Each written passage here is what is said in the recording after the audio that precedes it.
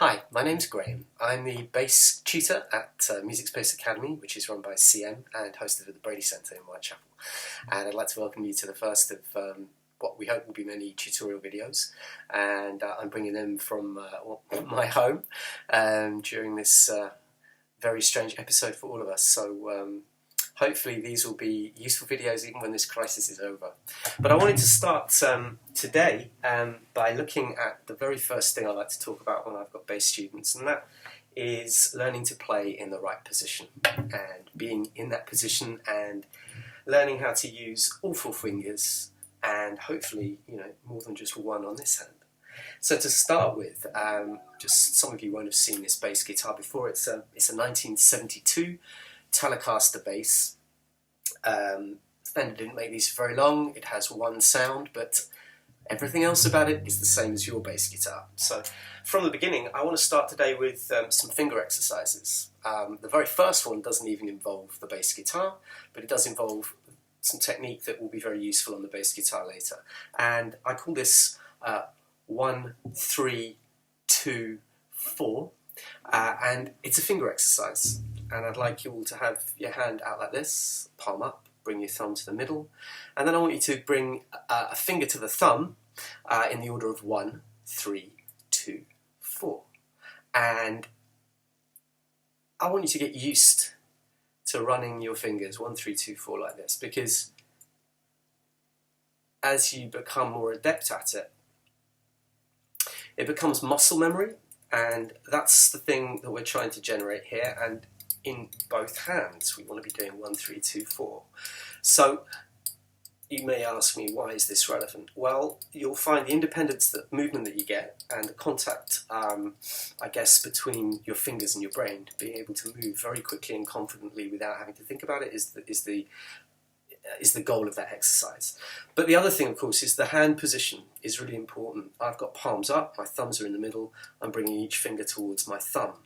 When I bring these hands back onto the bass guitar, you're going to notice that my hand is now in the position I want it to be in, which is exactly the same position I just did that finger exercise, and it's the same on this hand too. If I had something to rest on, it would be exactly the same. I'm going to keep my thumb flat on the board here. You can see my wear over the years on this, and my thumb sits in different positions here.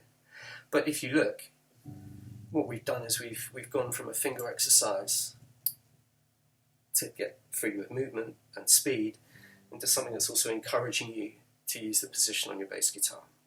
So the first finger exercise on the guitar I want to try is something called the spider. You'll notice I probably use 2 fingers. They should be alternating.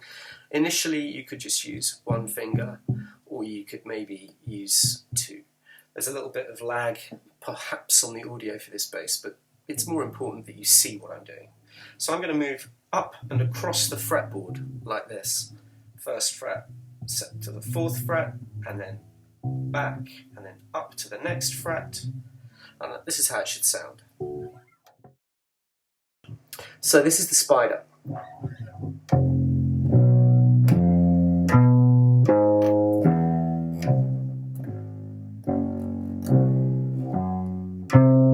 So you'll notice I'm just using really effectively 1 finger on my right hand, where I'm letting my first and second fingers travel together. I'm going up in what I could describe as tritones, and then down in major third intervals, but we'll discuss this another time. I'm doing this very slowly because you're going to be doing it very slowly at first. But I'm not going to go all the way to the 12th fret now, which is that double fretted note. Not double fretted, the double dots.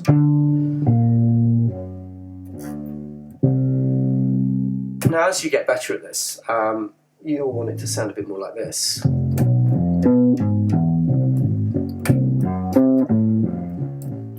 as you can see, the objective is kind of to become familiar with the whole fretboard and get your hand to travel up it confidently.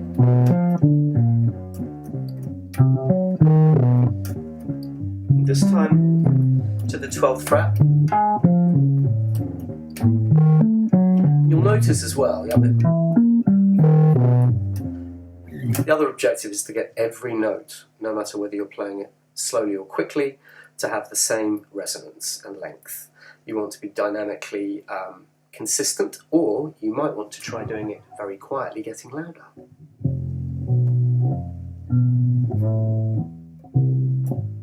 Don't make mistakes like that though.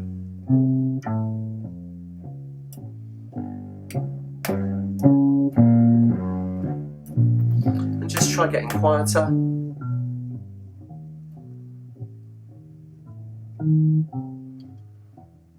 Louder. And of course then you can try